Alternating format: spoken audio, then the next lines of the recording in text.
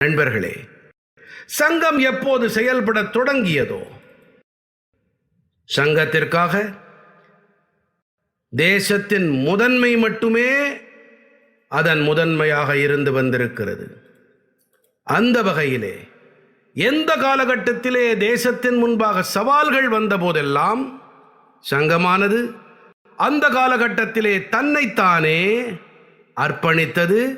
சங்கம் அதை எதிர்கொண்டது. சுதந்திர போராட்டத்தை எடுத்துக் கொள்ளுங்கள். பெருமதிப்பிற்குரிய டாக்டர் ஹெட்கேவார் உள்ளிட்ட பல தொண்டர்கள் சுதந்திர போராட்ட வேள்வியில் கலந்து கொண்டார்கள். டாக்டர் ஐயா பலமுறை சிறைக்கு சென்றிருக்கிறார். சுதந்திர போராட்டத்தின் எண்ணற்ற வீரர்களுக்கு சங்கம் ஆதரவு அளித்து வந்தது. அவர்களோடு இணைந்து தோளோடு தோள் சேர்த்து பணியாற்றியது. 1942 1942 அங்கே சிமூரிலே ஆங்கிலேயர்களுக்கு எதிராக போராட்டம் வெடித்த போது அதிலே அநேக சுயம் சேவகர்கள் ஆங்கிலேயர்களின் தீவிரமான அடக்குமுறைக்கு இரையானார்கள்.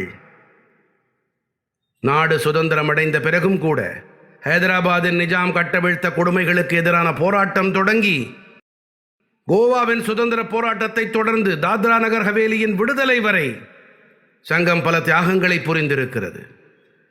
ஆனால் உணர்வு ஒன்றாகவே இருந்திருக்கிறது. தேசத்திற்கே முதன்மை. இலக்கு ஒன்றாகவே இருந்திருக்கிறது. ஒரே பாரதம், உன்னத பாரதம்.